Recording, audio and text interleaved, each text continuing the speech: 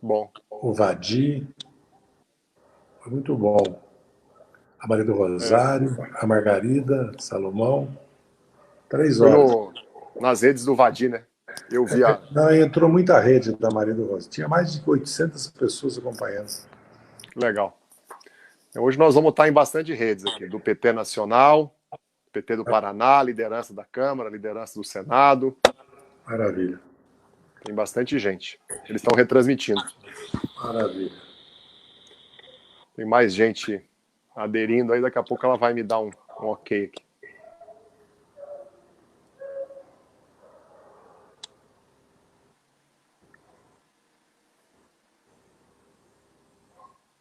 Estou aguardando o teu ok, Angélica.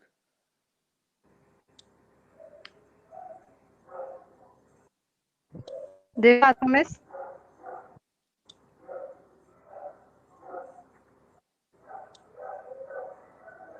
Preciso de um ok seu, viu, Angélica? Eu não consigo ler texto. Deputado, começou. Tá me escutando? Estou ouvindo.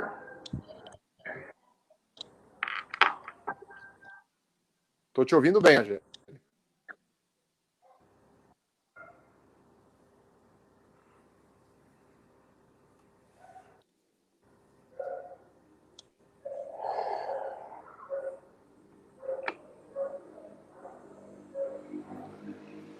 Olá, pessoal. Uma boa noite a todas e a todos.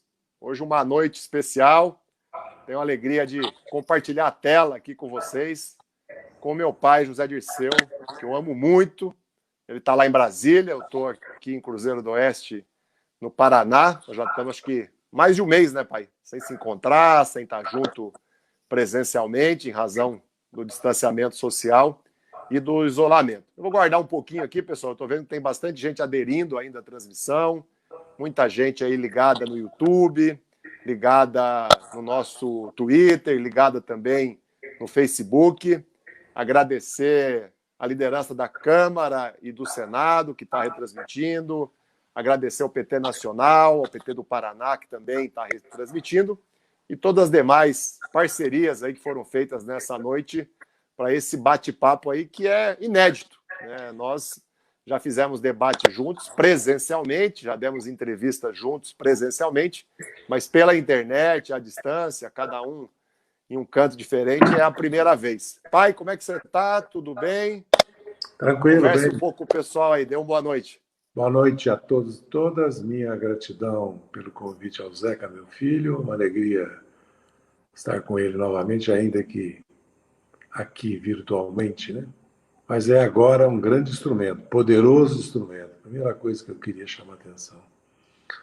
Estou com saudade de você, quero deixar aqui, né, primeiro uma mensagem de carinho. Obrigado. Filho. Saber como é que está a Maria Antônia, como é que bem, estão as coisas em Brasília. Saiu para passear aqui com o cachorro, está bem. Está fazendo aula das 2 às 6, né, online. De manhã eu faço algumas tarefas com ela. Retomei as memórias 2, estou escrevendo. Tenho feito um diário, tenho feito artigos semanais, tem muitos lives. Hoje eu fiz um, mas ontem eu fiz 3. Aliás, anteontem não deu certo um live que eu ia fazer com a Luziane, a nossa ex-prefeita, a nossa deputada do Ceará, a Loura, a nossa loira, que acabou não dando certo.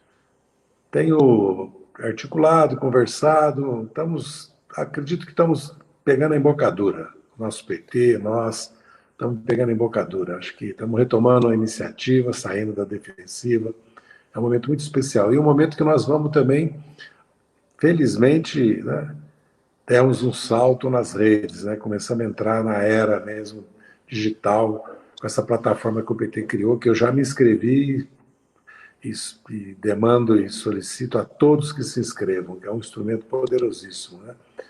A pandemia, que é uma tragédia, né, nos trouxe essa necessidade que revelou a importância dos lives, das redes, das videoconferências, como é que nós podemos economizar e como é que nós podemos falar com centenas de milhares de pessoas abrindo nossas reuniões do Diretório Municipal, das bancadas, reuniões com vereadores, prefeitos, com diretórios regionais, com diretórios, 3, 4 mil diretórios municipais ao mesmo tempo, com 100, 200 mil filiados, e votar, consultar, democratizar as decisões no PT, né? Inclusive em São Paulo, estão dizendo que vão fazer pelo diretório municipal a escolha de candidato, porque a pandemia e o isolamento impede que se faça uma prévia. Não é, isso não é crível, eu não consigo acreditar que é verdade. Vamos consultar os filiados pela internet, pela web, para isso que existe. É um instrumento poderoso. Então quer dizer que você está cada vez mais digital. Isso é muito bom. Eu já fazia muito, tenho feito ainda mais agora, até por poder estar em casa e por estar impedido, né? Você sabe, eu viajava muito, visitava aqui as mais diferentes regiões do estado, ia e voltava a Brasília, Curitiba, São Paulo, e agora, é claro, essa é a ferramenta que a gente está muito bem utilizando. Tem muita gente comentando aqui, viu, pai? Quero agradecer os comentários, tem muita gente curtindo. Quero pedir para quem ainda não compartilhou, faça aí o compartilhamento, clica aí no botãozinho de retweet ou no botãozinho de compartilhar. Se você está no YouTube, está no Twitter ou está no Facebook, que aí nós vamos ter uma audiência ainda maior, mas a audiência já está muito grande, então eu quero agradecer a todos. Pai, eu queria, claro, ouvir de você, todo mundo que está online aqui já está perguntando, já está comentando, né? O que a gente quer ouvir é uma avaliação aí, né? Pode ser até um pouco mais longa, né? Como é que o Bolsonaro surgiu, ao que se deve a eleição de um insano, de um irresponsável, né? Até chegar a uma avaliação mais recente aí do que foi essa última semana. Fala um pouquinho aí que o pessoal tá com saudade de te ouvir. Tô rindo aqui porque chegou a dona Simone aqui com o André Espanhol, que é meu amigo. Nós tomamos uma cervejada hoje. A gente está dizendo que vai passar. Tudo bem, André? Beijo. Fizemos um churrasco hoje aqui, tomamos umas cervejas para relaxar. Também viajei muito, né? Antes de eu parar, dia 14 de março, em Brasília, até porque dia 16 era meu aniversário, dia 17 nós íamos fazer uma festa e cancelamos. Eu fui a 5 estados. Visitei Petrolina, Juazeiro, Maceió, Inhapi, Aracaju, Estância, Itabaiana e São Cristóvão. Depois fui a Teresina e Paraíba. Depois voltei e fiz Recife, Garanhuns e Caruaru. Andei muito pelo país. É muito importante viajar. É muito importante ter contato com a militância, pelas rádios, pela imprensa, pela televisão, falar com a sociedade e com os outros partidos, com os sindicatos. Visitei MST, as federações de trabalhadores, tive com estudantes, tive com o governador de Pernambuco, o Paulo Câmara e o prefeito, fui visitar o Érico, tive com o Zé Queiroz e o Volney, que é meu companheiro, deputado, líder do PDT, tive com o Josias Gomes, nosso deputado. Eu ia até viajar, visitar também Paulo Afonso, queria muito ir a Paulo Afonso, que acabei não podendo. Quero iniciar dizendo que é evidente que todos nós temos consciência que vivemos um momento muito especial, talvez um momento decisivo desses últimos anos, né, de 2013 para cá, 2007, 2013 para cá, esses últimos 7 anos, porque é evidente que estamos retomando a iniciativa política, né? A natureza do governo Bolsonaro está se expondo a cada dia e cada vez mais a sociedade, né, vai tomando consciência que trata-se de um governo de extrema-direita. Inclusive, esse episódio hoje, do Boeing, a Boeing desistir, né, da fusão, da incorporação da Embraer, da desnacionalização da Embraer, da liquidação da nossa autonomia científica e tecnológica numa área tão importante, não só para a defesa nacional, mas para a indústria, para a inovação tecnológica e industrialização do Brasil e para o comércio exterior do Brasil. É o sinal dos tempos. As redes mundiais que a globalização constituiu estão sendo rompidas, cadeias de produção de valor estão sendo rompidas. A China, por exemplo, quando ela para o fornecimento de insumos, de peças, né, de equipamentos, de matérias-primas, para o mundo todo, se corta. Então é hora de repensar, com a pandemia, o Brasil, repensar o nosso desenvolvimento. E hora também de dar um basta ao Bolsonaro, do fora Bolsonaro e do impeachment. Bolsonaro é incompatível com a própria luta contra a pandemia, com a própria luta pela vida, pela saúde pública, porque ele sabota a luta contra a pandemia. Ele e seu governo, com o apoio das Forças Armadas. Isso é uma realidade dos militares que o apoiam, que o sustentam, que integram o seu governo. Essa é a primeira questão. A segunda é que ele está levando o país a um desastre, porque ele quer fechar em suas mãos todos os poderes. Veja bem, ele, em agosto e setembro do ano passado, controlou o COAF, o Ministério Público e a Receita, e começou uma luta para controlar a Polícia Federal, que conseguiu agora. Ele ataca a Câmara, o presidente da Câmara, ataca a imprensa, a mesma imprensa que lhe deu condições de ser presidente, a imprensa que apoiou o golpe contra a Dilma, a imprensa que endeusou Moro e criou a Lava Jato. Essa imprensa agora se vê sob ameaça de censura e de ataque de Bolsonaro.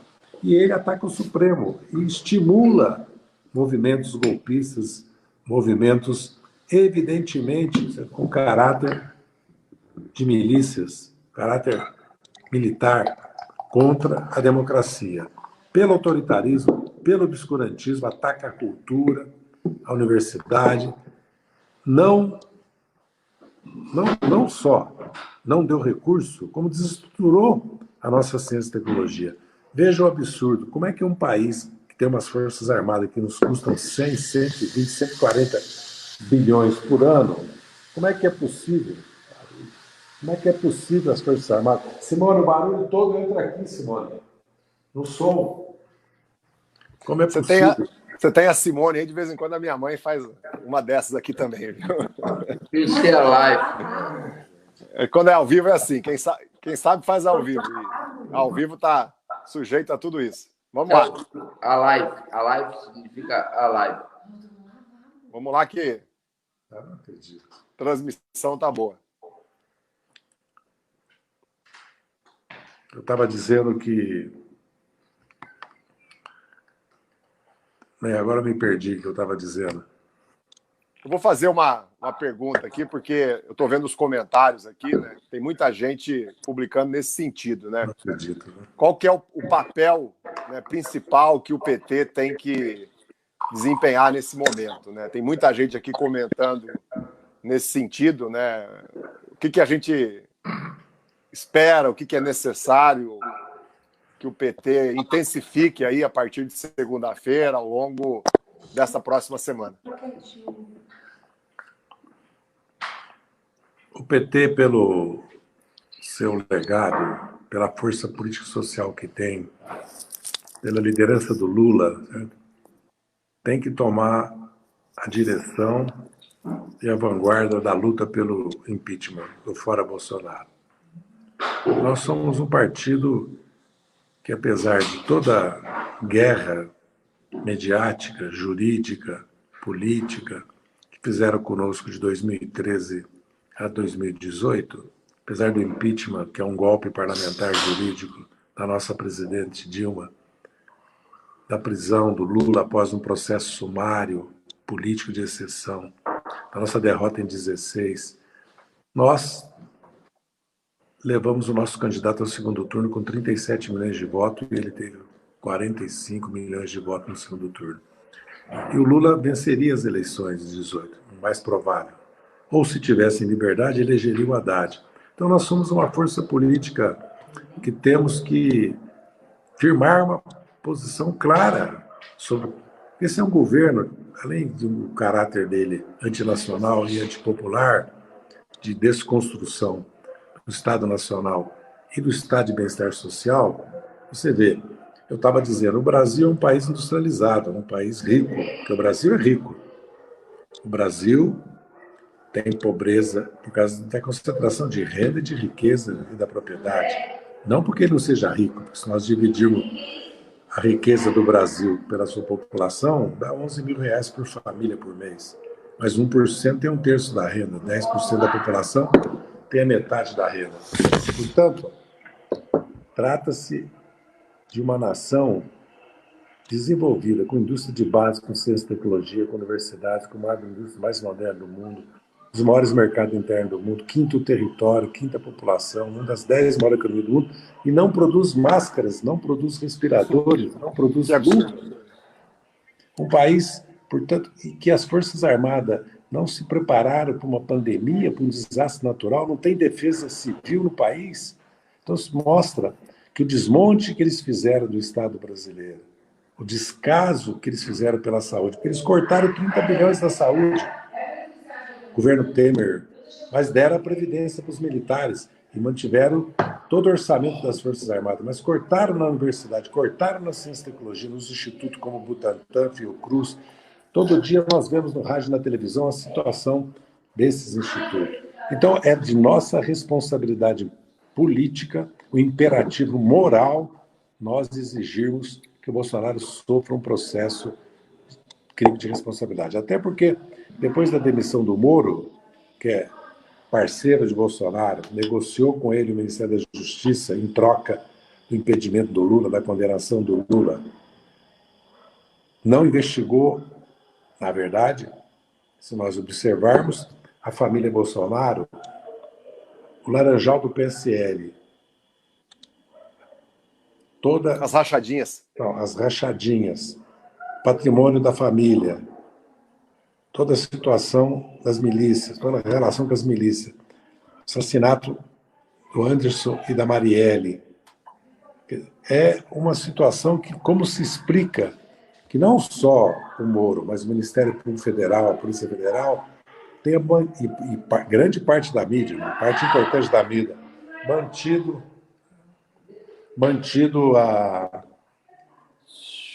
toda essa investigação, certo, em banho-maria. Na verdade, na impunidade. Agora a crise de poder entre eles, porque o Moro é candidato a presidente da República, é o candidato dos sonhos da Globo, leva ao rompimento.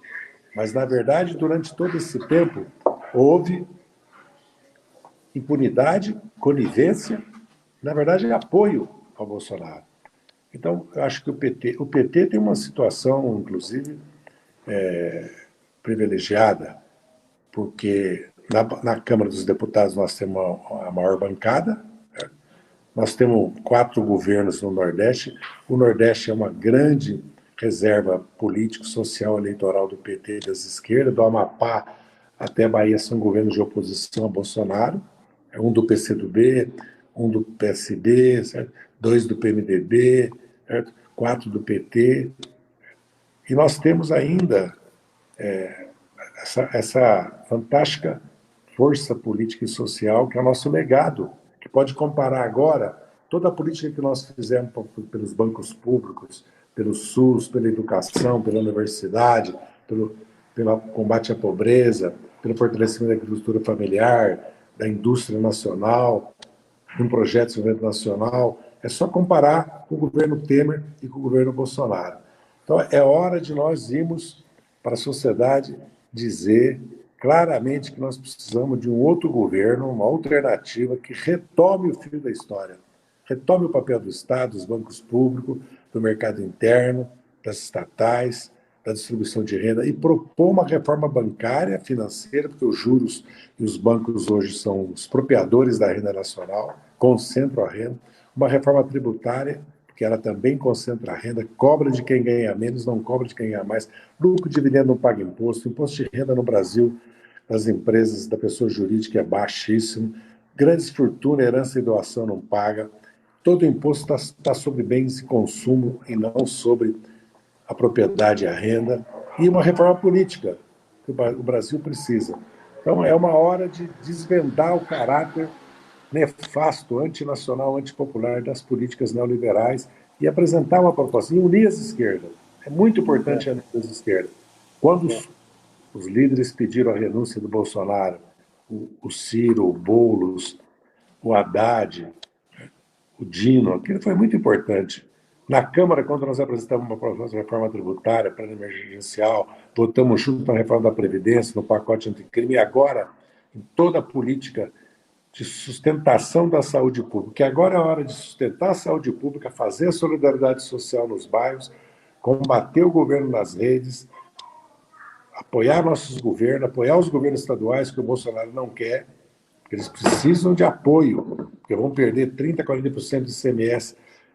Não é possível que eles tenham que pagar 7%, 12%, 13% da receita líquida da dívida pública com a União, uma dívida que é papel, que pode ser, inclusive, anulada, que seria o correto.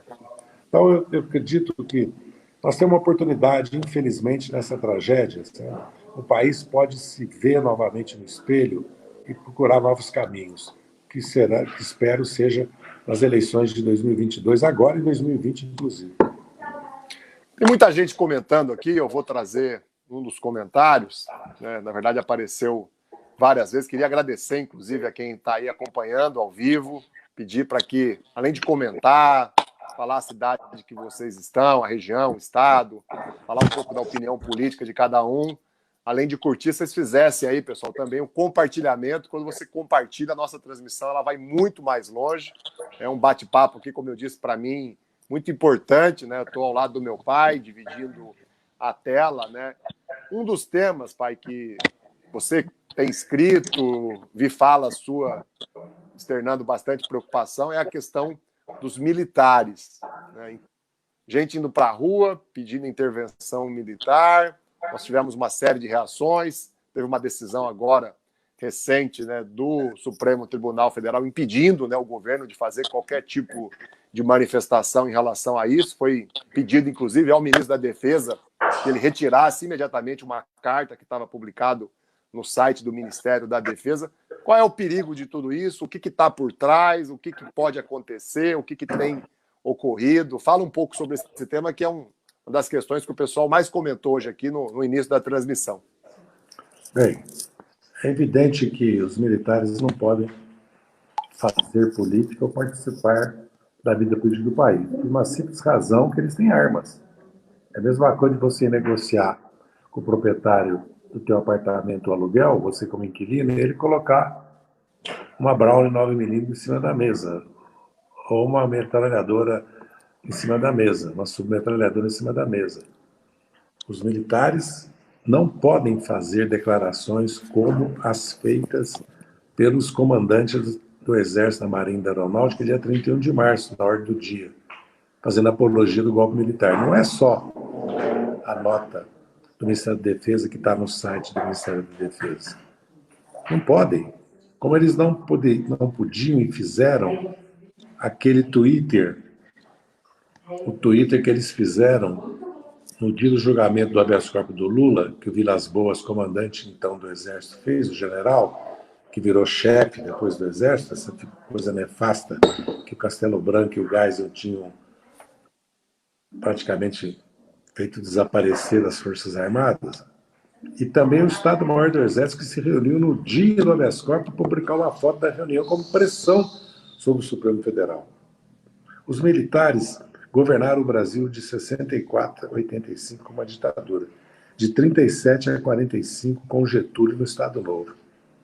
Então, a presença dos militares na vida política do Brasil faz parte da nossa história. Não nos iludamos.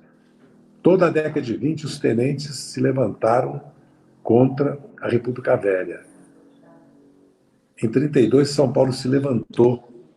Os militares se dividiram. Em 35, houve uma insurreição militar de oposição ao governo Getúlio, comunista, democrata, liberais, que era a Ação Libertadora Nacional. Em 37, os integralistas se levantaram. O Getúlio deu o golpe. Os militares tentaram tomar o poder, impedir a posse do Lula em 50, porque eles eram um braço armado da UDN. Como o lajabatismo é um braço armado da direita brasileira. E os militares vão se tornando. Eles tentaram impedir a posse do Juscelino, que o Lott deu um contragolpe e impediu. Eles tentaram impedir a posse do Jango, que o Brizola impediu, dando armas para o povo e dividindo o Terceiro Exército. E deram o golpe em 64. Então, a presença dos militares na vida política do país é uma constante. Acontece que o Exército, da década de 30, era um exército que queria a industrialização do Brasil, queria criar as bases do Estado brasileiro. E, ao mesmo tempo, que se dividiu. Uma parte do exército apoiou a Alemanha, a Itália e o Japão. E outra parte, os aliados, a França, a Grã-Bretanha e os Estados Unidos. E o Brasil enviou a Força Expedicionária brasileira para a Itália para combater contra o nazifascismo. Eles voltaram para dar golpe, para apoiar o DN durante mais de 20 anos, até conseguir o golpe de 64. Então, nós não podemos tolerar. E vamos lembrar que na Bolívia houve um golpe de Estado contra o governo democrático, que a PM deu o golpe.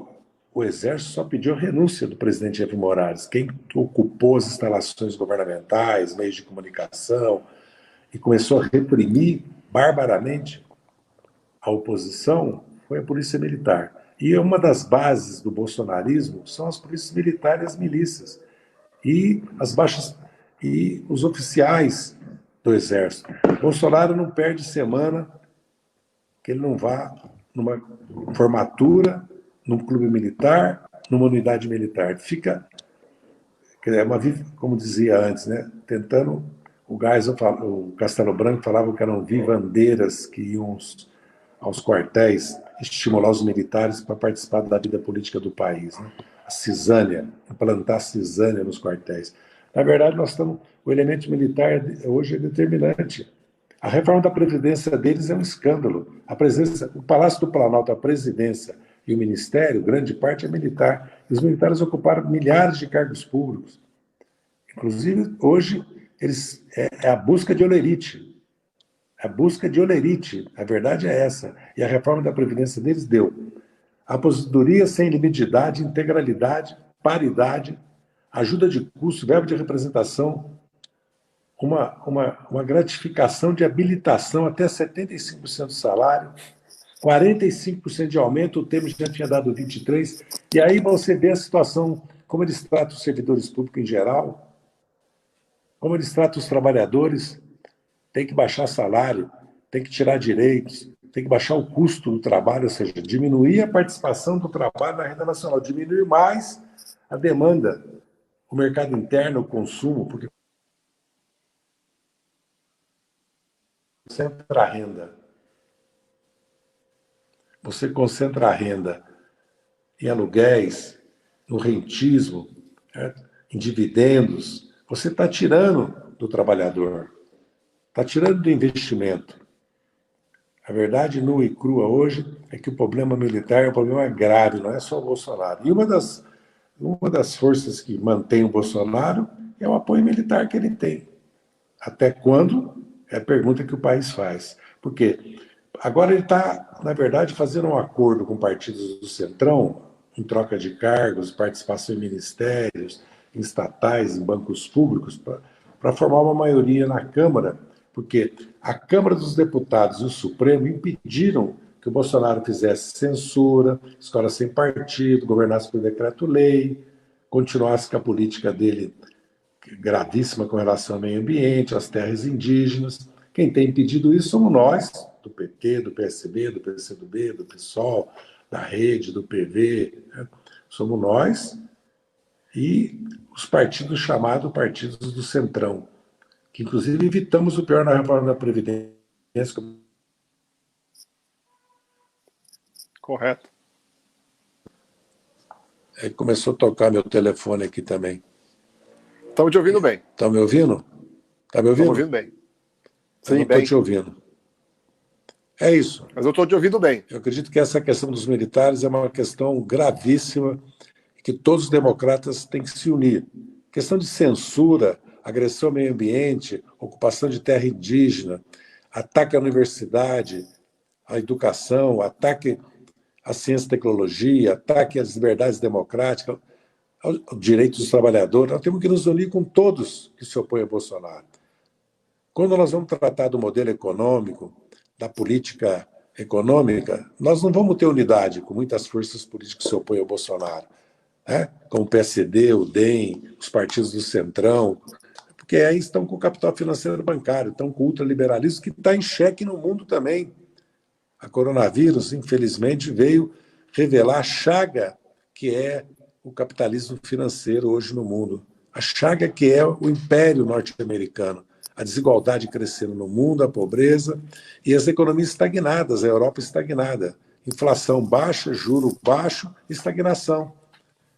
Xenofobismo, autoritarismo, ataque à imigração. A Europa está cometendo um suicídio. Ela não tem crescimento populacional. Ela perdeu o bônus populacional há muito tempo. Ela precisa da imigração, mas não aceita porque o capitalismo não é capaz de produzir emprego ou bem-estar social para as populações. Então vira uma sociedade de subconsumo, onde não há demanda, certo? E vai produzir para vender para quem? Sendo que a China ocupou o mundo, que é a potência emergente. Inclusive, essa guerra comercial do Trump é pela supremacia tecnológica da China, que na questão do 5G aqui no Brasil se revela. O Trump está adotando medidas que estão desglobalizando o mundo. A pandemia rompeu as cadeias, todas as cadeias globais de produção e de valor, e revelou a gravidade da situação do sistema financeiro, que tem uma bolha financeira que vem desde 2008, 2009, não foi resolvida em 2011, 2012, repicou a crise, e pós-pandemia o mundo vai se ver diante da necessidade de uma reorganização do mundo. E o Brasil de uma reorganização do Estado da nossa economia, que nós devemos apresentar, inclusive, um projeto para o país com relação a isso. Todas as forças políticas de esquerda, todos os movimentos sociais, populares, rurais, todas as forças democráticas, devemos reconstruir o fio da história do papel do Estado brasileiro, do Estado de bem-estar social e de uma radical reforma tributária, agrária, urbana, financeira, bancária e política. Essa tem que ser a bandeira nossa, ao mesmo tempo que nós priorizamos o ataque à pandemia, o apoio à saúde, à renda dos trabalhadores, à solidariedade social, ao mesmo tempo que nós protegemos a população e mantemos o isolamento até por testes ou por vacina, nós podemos superar o isolamento e a pandemia. Consegue me ouvir? Você me ouve? Está me ouvindo? Não me... Você não está Não me estou te ouvindo? ouvindo, Zeca. Tá.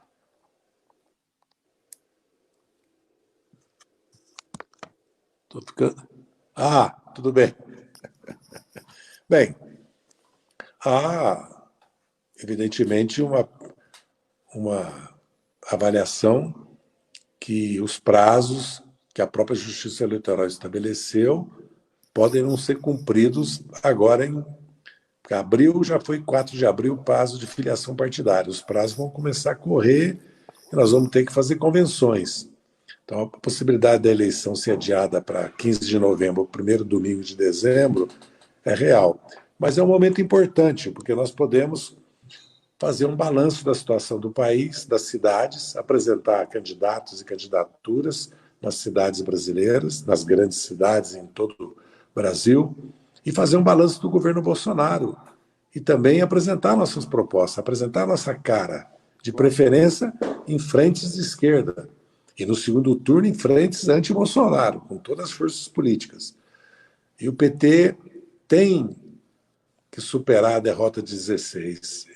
Nós temos que fazer um esforço político para nós nos apresentarmos nessas eleições, não só para denunciar a política de Bolsonaro e exigir seu afastamento, né? Apoiar todas as medidas com relação à proteção do emprego, da renda, alimentação e para a saúde, né?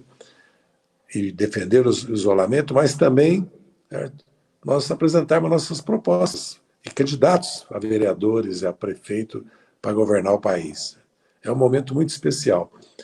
Nós temos defendido, eu tenho defendido, que nós façamos 2 frentes. Uma frente democrática contra o Bolsonaro, obscurantismo, autoritarismo, e uma frente de esquerda para disputar o governo municipal, estadual e nacional. São 2 movimentos, né, que nós devemos ter clareza. Né? Então, as eleições são importantes, porque o país todo, nas eleições, vai fazer uma reflexão sobre o que significou a eleição do Bolsonaro, uma reflexão o que significou a pandemia, uma reflexão qual é o papel do Estado brasileiro, porque agora ficou claro como é importante o Brasil ter um sistema único de saúde, ter educação pública gratuita, com merenda escolar, material escolar, transporte, como é importante ter a lei orgânica de assistência social, cadastro único, benefício de prestação continuada, Bolsa Família, como é importante ter o seguro-desemprego, o FAT, que é o FAT que financia saneamento e habitação. Como é importante a Previdência Social, porque agora a proteção que o povo tem vem dessas instituições que foram produtos da luta nos últimos 100 anos das classes trabalhadoras. Nada disso foi dado de graça por nós. Isso foi luta.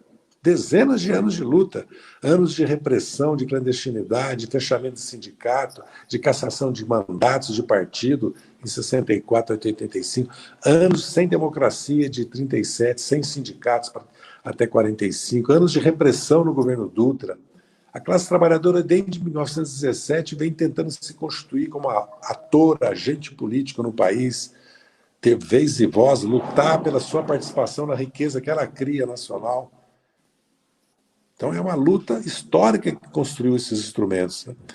E também o papel dos bancos públicos. Não fosse os bancos públicos, como é que o Brasil agora ia sair dessa luta contra a pandemia? O BNDES, inclusive, o governo se recusa a colocar o BNDES em ação. Colocou a Caixa Econômica, o Banco do Brasil, mas não colocou o BNDES, porque o BNDES pode financiar um programa de obras depois, e o Banco do Brasil, a Caixa Econômica pode financiar um programa de saneamento e de habitação. O Banco do Brasil, de reforma agrária, não só de apoio aos assentamentos, agricultura familiar, não só apoio ao agronegócio, porque nós temos que rever os métodos de produção no agronegócio com relação aos agrotóxicos, o uso da terra, o desmatamento, o avanço sobre a Amazônia. Mas os bancos públicos podem financiar o desenvolvimento científico e tecnológico. E a maior riqueza que o Brasil teria nesses 30 anos, que é o pré-sal, eles entregaram a renda agora para os estrangeiros. As reservas e a renda. Uma renda que é criar um fundo soberano para o Brasil investir em saúde, educação, meio ambiente, ciência e tecnologia, como faz todos os países do mundo. Os países que têm uma riqueza, seja cobre, seja níquel, seja petróleo, o que eles fazem?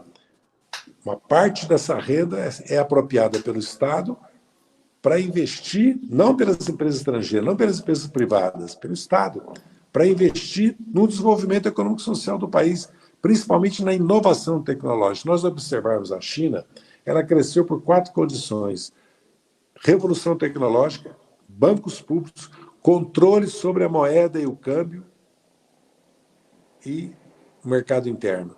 As estatais e o mercado interno. A integração do mercado privado, das empresas privadas com as empresas estatais.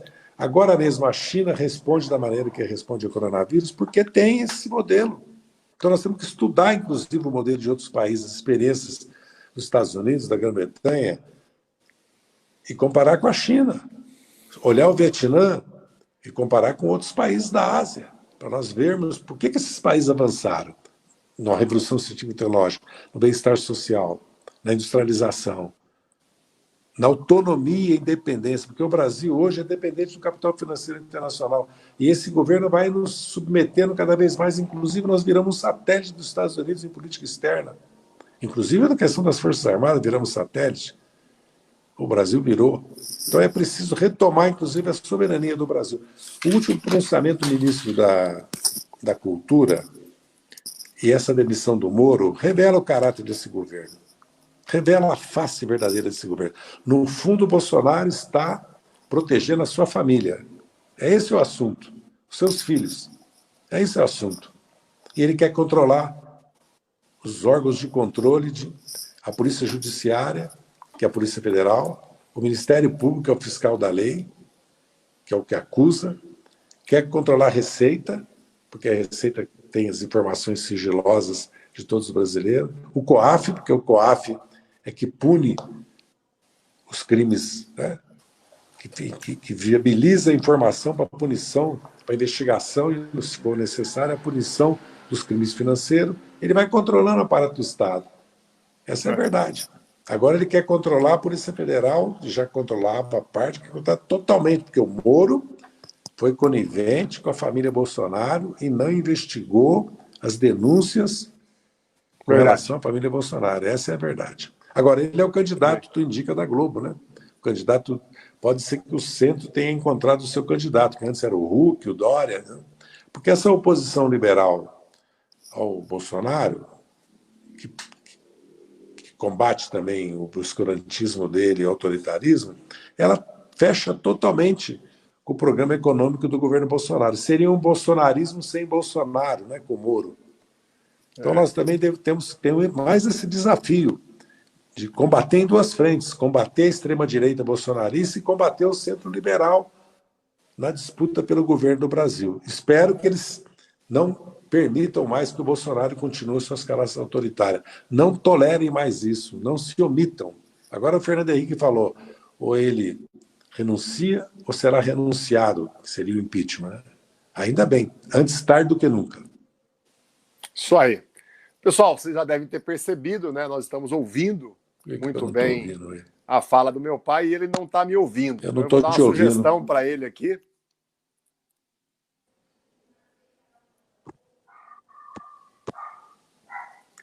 Ele vai desligar e ligar novamente. Eu não vi, põe de novo. Levanta o cartaz de novo. Tá. Ele vai desligar e vai ligar novamente. Eu tive que apelar aqui por um cartaz, para uma frase. Na primeira vez deu certo, né? Eu pedi para ele falar um pouco sobre as eleições. A gente ganhou aí mais uns 10 minutos, né, de uma belíssima, fantástica reflexão.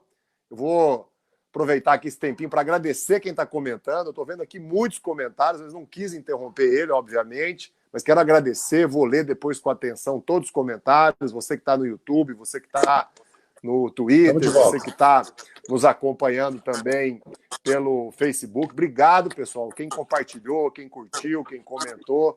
Foi muito importante aqui a participação de todos vocês. Agora, acredito que... Está ouvindo já, pai? Tô ouvindo bem. É que às vezes tem que ligar e desligar. Ontem aconteceu isso comigo também. Quando alguém liga no telefone da gente, corta o sinal, corta o áudio. Acho que você recebeu uma ligação bem na hora aí. Mas a conversa foi excelente. Eu estava aqui elogiando, agradecendo a você, as pessoas que participaram. Nós já estamos aí com 42 minutos, né, de transmissão ao vivo. Eu estou muito feliz. Primeiro, estava com saudade de você. Né? O que eu queria era estar perto, né, para poder abraçar, para poder beijar.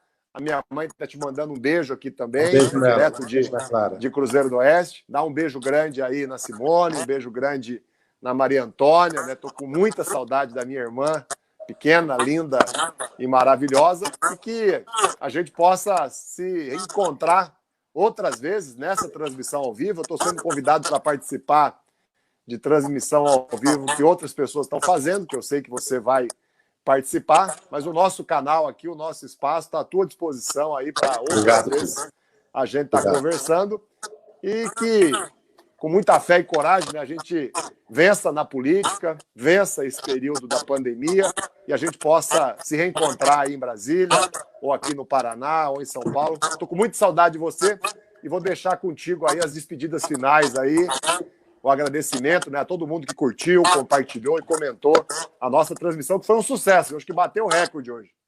Dá um beijo na mãe, na Clara. A Camila, tua filha, está aqui em Brasília, eu tenho falado com ela. Realmente deu para matar a saudade da gente poder conversar, se ver aqui pela live. Estou muito feliz. E quero destacar o papel da nossa bancada, viu, Zeca? Com vocês, os integrantes da bancada, porque nós apresentamos uma proposta de reforma tributária com todos os partidos, Rede, PV, PSOL, PSB, PDT, PCdoB, também um plano emergencial antes da crise do coronavírus. Agora, na crise do coronavírus, a bancada do PT, vocês, deputados e deputadas, atuaram junto com o PSOL, com o PSB, com o PDT, com o PCdoB, com a Rede, com o PV, de uma maneira unitária. Nós conseguimos grandes avanços, evitamos retrocessos, apoiamos a micro e pequena empresa, apoiamos os governadores, os prefeitos, fizemos a batalha política, batemos na porta do judiciário. Quer dizer, nós temos combatido em muitas frentes corretamente. É isso que nós precisamos. Coragem, audácia, combater e ir para os bairros. É muito importante essa nova embocadura nas redes, muito importante bater as portas do judiciário no Brasil e no mundo, nos foros internacionais, denunciando o Bolsonaro. Muito importante a atuação na Câmara e no Senado. Certo? E muito importante, mais importante, é a militância nossa ir para os bairros, conversar com o povo, levar solidariedade ao povo, apoiar o povo nesse momento. E exigir do governo, dos prefeitos, dos governadores, do presidente da República, que proteja o povo com renda, proteja o emprego, proteja a saúde pública, dê recursos para a saúde pública e mantenha o isolamento social. Enquanto nós não tivermos segurança pelos testes ou por uma vacina, é preciso manter medidas de isolamento social. A experiência é trágica nos Estados Unidos, vejam, na Itália, na Espanha. Os países que subestimaram o coronavírus e não adotaram o isolamento social pagaram caro. É lógico, o Bolsonaro faz o jogo, ele não dá os recursos, e aí diz que o povo está sem condições, precisa trabalhar, portanto, quer derrubar o isolamento. Mas isso é um risco de uma tragédia. Então, a minha palavra final é de agradecimento a todos que nos acompanharam, a você por esse convite, e uma boa noite para nós, dá um beijo na mãe, viu? E vamos em frente. Tá Vamos bem, à pai. luta. Te amo muito. Um beijo no Beijo. coração. Continue Beijo, com essa mente brilhante. Um abraço. Boa noite. Bom final de semana. Beijo. Até mais. Até mais, pessoal. Obrigado pela companhia de vocês, pela presença. Um abraço a todos aí. Forte abraço, pessoal. Bom final de semana.